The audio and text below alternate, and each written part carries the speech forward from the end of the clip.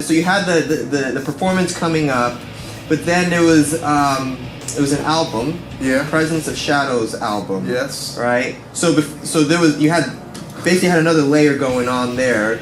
So, in between that call and the show, we pushed out an album called In the Presence of Shadows. Actually, that album name, I woke up one night, in the middle of the night, in the presence of shadows in my head. I wrote that down. I had a little notepad, I just wrote that down, and that became the album title. We were already working on that. Right. I mean, that was already happening. We were writing songs. I thought at the time it was like head and heels over what we had done before. That's always a good sign when you're in a band and your second group of songs you feel like are better representation of what you are as an artist. We had written a couple songs, 3, maybe 4. We kind of got together and decided let's in my mind it's okay, but we've got these 4 new songs that are great and we've kind of come a long way in the recording process. Let's do something new and let's release it at this stage show. That'll be our release, and so we killed 2 birds with 1 stone kind of thing. Smart. And now that we had this big day coming up, like our big day, our chance to actually get this music in front of more people that we were about to play in front of more people on one night than we've played ever. Wow. Collectively. Yeah. This was essentially the launch pad.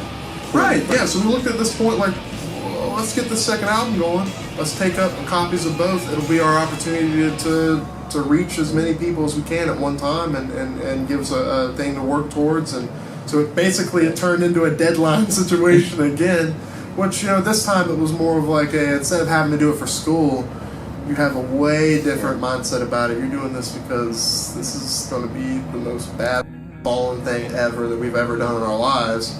It just turned into like, you got a purpose again. So we just really stepped up our game. We wrote way better songs. That was many, many nights of recording and just late night recordings that, we were all tired and we were all cranky by the end of the stage show, because I'm pretty sure like in those 3 months we got about 2 hours of sleep to try and get that album out. And we wrote, recorded, and mixed it, and got the package and everything together. Jacob was working day and night to try and get that album finished. In fact, we were like putting the finishing touches on the packaging. I think it was the night before the stage show or 2 nights before. That's how crazy. Yeah, put together a whole new, did the whole ground up thing again. Created, I thought the packaging for the second album, everything was better. I mean, I actually really like a lot of the tracks that we had on there. It was overall pretty solid album. So then rehearsals were a little bit different then. Well, there was an air in the room. Yeah, we had a new energy, kind of a new fire kind of lit under us to kind of really take it to another level. And again, just leading up to that, just the buzz at school, like when your peers find out that you're about to go do something like that, and especially the ones that said they didn't like the music. It's like, yeah. Some people do apparently, So you guys go through the preparation, getting ready for and then the day comes. You guys are ready to go, and I was wondering. So I can't even imagine that experience. You're getting on, taking the trip down there, getting into the arena.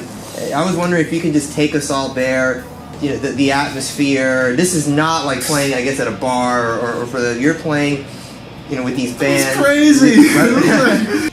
It's hard to sleep the night of, I might have slept 15 minutes the night before.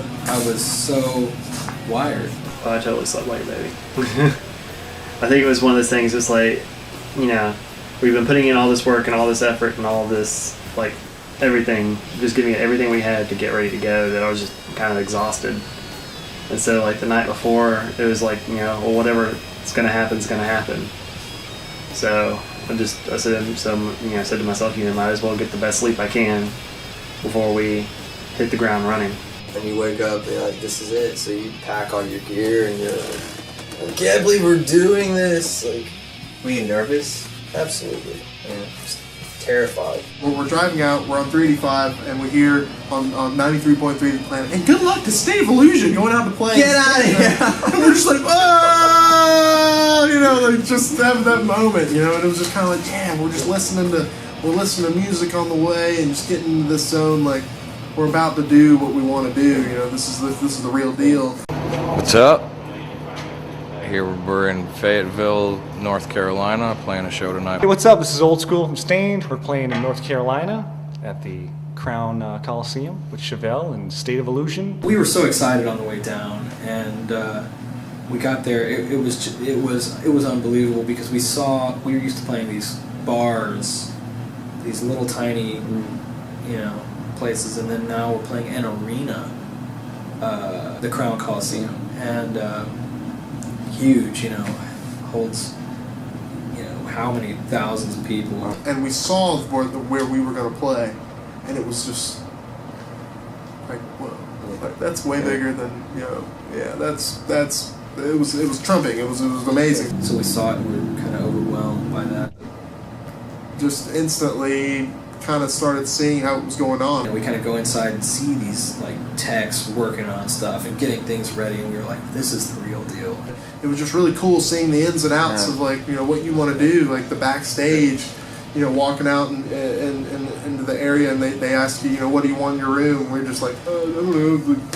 Doritos and Red Bull. We kind of go in and like up on the stage is Aaron, and he comes down to meet us, and it's just the coolest, nicest guy, you know, to us, and really mellow. And then of course we met the other bands, and they were the other band members from Stained. They were all super nice, and you know, met the Chevelle guys. Listen, that was so cool. First of all, meeting Aaron. He's such a genuinely nice person. It was one of the first times I've ever met someone famous, you know, someone that had like somewhat of clout behind them, and just I always had this idea of people, you know, conceited, pretentious, you know what I mean?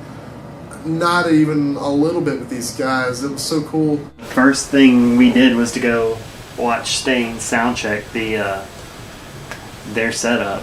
And got to watch both bands sound check, which was incredible, man, because it was like a private concert. I actually think that was how I learned a couple of songs from them. Was watching Johnny April play them out. And this empty, we heard the sound bouncing off the walls, and I remember Aaron doing a cover by himself of Turn the Page by Bob Seger, and just his voice was just echoing. It was beautiful, and that memory really stands out. I remember Chet and I, we were walking around the outer rim while the drummer was doing the drum check and just playing the drums, and we're just in this empty arena, you know, going like, this is just so surreal, being able to walk wherever you want. You have this pass, you know, where you just go, oh yeah, sure, pass this barricade. Credential. Yeah, it was like really cool, man. It was just so sweet. This was a cool moment too. On the way to our sound check, we were going to start sound checking our equipment. There were a line of people waiting to meet Stain, and I just remember, again, this may be just me, my memories, and it's just kind of put it in there, but I remember clearly people like already knowing our name. Not our names, you know, like Zach, Jacob, yeah, that would have been cool. But State of Illusion. I already know about the State of Illusion, and it's like, hey, yeah, and we're just like, oh, thanks for coming, y'all, this is awesome, I hope y'all enjoy the show, and just interacting with people that were there to see you, and that's amazing. When you play some of these small places, they're not there for the music. You know what I mean? They're there to interact with their friends. Honestly, if they could have their way, they would turn you down just a little bit more so they could understand the conversation they're having or whatever they're doing. But that was not this situation. No, they were there to see the music and to feel it and have a good time. It was just this atmosphere around it. So we did our sound check. I remember starting to see they were letting people in right when we were leaving, and we just kind of, the waiting game started, and everyone had these things where they were just, you know, Jacob was checking the tuning, making sure his strings were okay, checking every little thing, and then Chet was checking everything with his sticks, and I was over there tuning and just making sure my guitars were perfect. And just tried to keep calm, and I remember, like, before the show, we heard the crowd out there, but we hadn't seen it. We just heard the crowd, and So we kind of huddled together. Lights were down, and kind of had a little prayer. They were a little, motivational, like, yeah, guys, we're doing this. This is awesome. I'm glad to be here with you guys. This is just soak it in, have That's fun. awesome. Have fun with each other. And remember, there were 2 DJs from the local radio station. It was dark, and there was a spotlight on. You could hear them talking to the crowd. You could hear the crowd, like the rumblings. And I remember they introduced us in Save Illusion, and I think we had asked all the house lights to be turned off. The lights just dropped, and I remember Chase walked out there and had some kind of weird noise on his face, some weird ambient noise, and that was really cool. I was shaking in my shoes. It was more one of those things like, it wasn't so much that I was nervous to be playing in front of everybody. It was that I was nervous that I would just screw up horrendously in front of everybody. Because I think when we went on, there was 5,000 people. And I just remember very clearly Chet going off onto the drum kit. A lot of people say, like, oh, you just gotta say the first word, or you gotta crack the first joke. Yeah.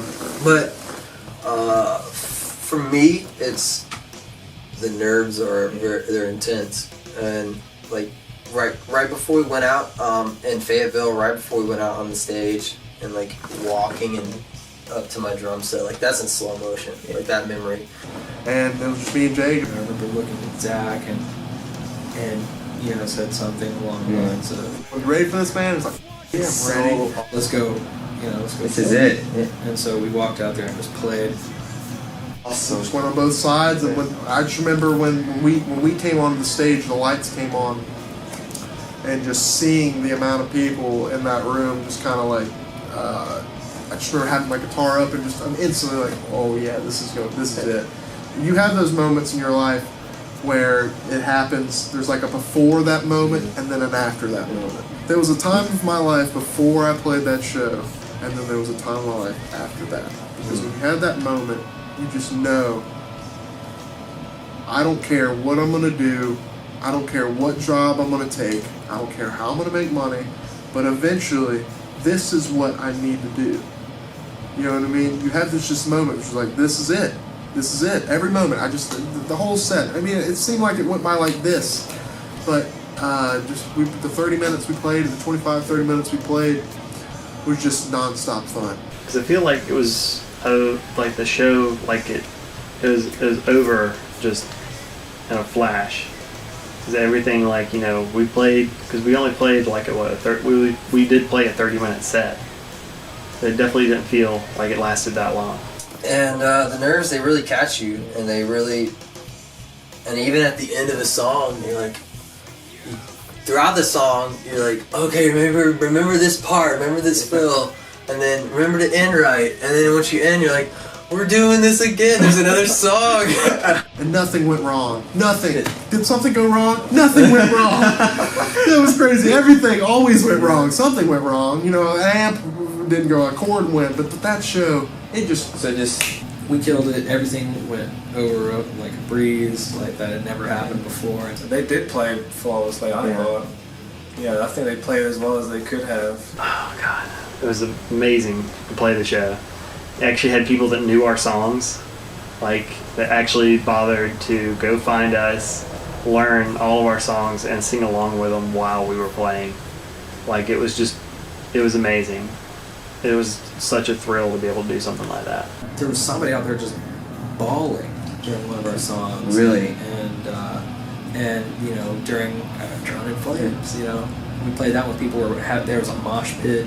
I can still picture the one guy, the big military guy sitting up front, just screaming his lungs out in time with us with every single song. And it was awesome. I mean, I think I'm sure they were a little nervous, but really they grabbed that opportunity by the balls, man, and they killed it. Yeah. So I mean, I think they were more excited than anything. Yeah. So we go out and we kind of off the stage, like. I remember I saw the guitarist come up. He's like, great set, guys. I'm going, really? Seriously?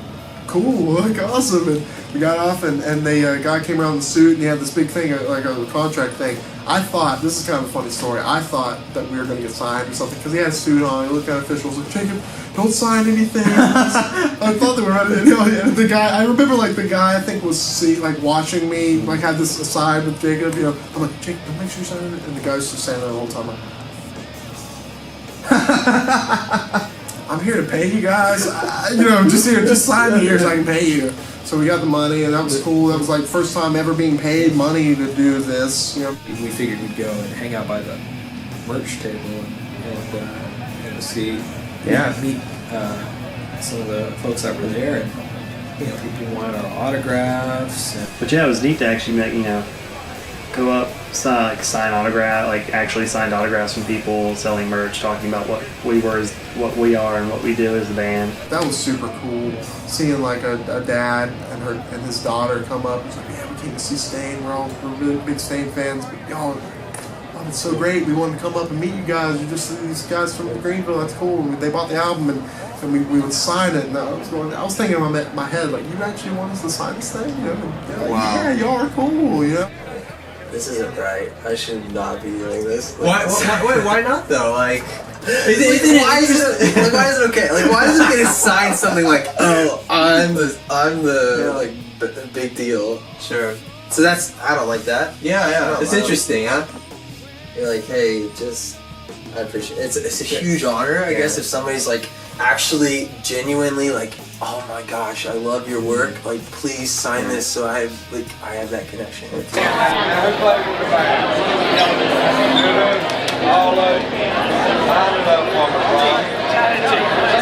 Tell Duke, y'all got to be good to get in. Tell Duke, get up there. Come on, listen.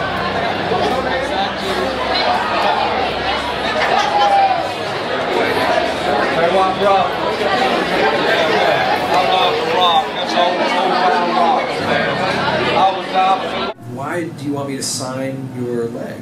That's the weirdest thing. Why do you want me to sign your cell phone? Why do you want me to sign your T-shirt? Yeah, that was a big one too. Having people, it was our first time actually having people wanting to come up and take pictures with us. They wanted photos with us. That was really strange. So I imagine there's somewhere where there's a wall where somebody has a picture of them standing next to us, framed still to this day. But yeah, to be able to be on the other end of that is a little weird. Yeah. For sure. If you like it, I think there's something wrong with you. Oh, you want my autograph? Oh, I love this. People were coming up with that song that you wrote really spoke to me and things like that. What does that do to you when you hear someone say something like that? It's something really, that you wrote spoke to them. I can't really think of the words to describe my song touching someone else. It's humbling. I feel blessed that I'm able to do that from time to time, and I don't know, it's crazy. They feel pretty cool. It's kind of a little bit of that rock star vibe. Okay. We're gonna make sure we have everything.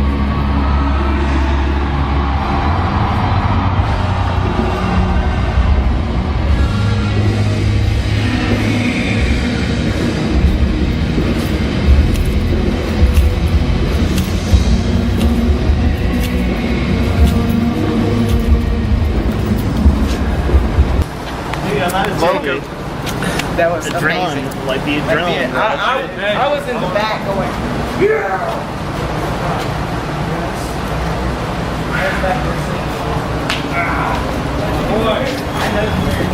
Okay, let's go meet our other boys. I bet you.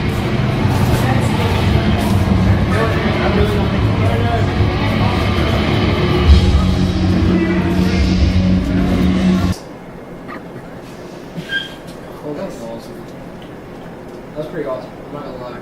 Really good. And apparently, dude, I thought I heard people singing, and who was it? So they saw people singing. I saw people singing along there. People who were Somebody was crying. People I didn't know. Who was crying. Stop crying. People, get your baby over here so I can sign it. Get out. think Chase, man, that was Naked weird. Dancing When you came back there, you're just like, I just had to get back here for a second. I thought you were What's up? Dude, I was like, I know. If you came back, you were just like stumbling stage. around. Nobody on stage. Sign like yourself. everything. So I just made it look like I had to He's go like, back and no, do no, something. my shirt there. Not the cell phone. So I thought like Zach and Chet were walking off stage at the end of the thing. So I just like sat down on my bass and like went back there and pretended I was doing something for a couple seconds. For which song? For the last one. Did you guys leave stage? I For a did. little bit, I came off. That was an awesome song. That was My throat, man. It was still good. I I love like everybody else was like, oh my god. that last song. Killed. You sang And Chet thought it was a bad idea. Where's Chip? He's out there putting up his drums. Yeah, he's putting up his drums. What does it take? Forever. Because Chet's so particular about this thing. Well, that's fine. Just get Don't.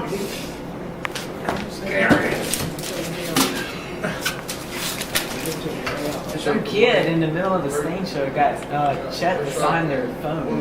Yeah, I saw like that. me and Jacob and Zach signed it too. I mean, That was random. signing Signing a phone, that's pretty bad. I signed a little leg. Yeah, that's funny. Oh, the cat, yeah, so I signed Some it. girl's leg. What are you doing with it? That was brave. Yeah, and she probably goes, She's like, aren't you Was it nice leg? It was really an incredible experience, and those bands were phenomenal. Amazing. And got to hang out with them later, and they were just fantastic. Amazing. So they were pretty cool guys.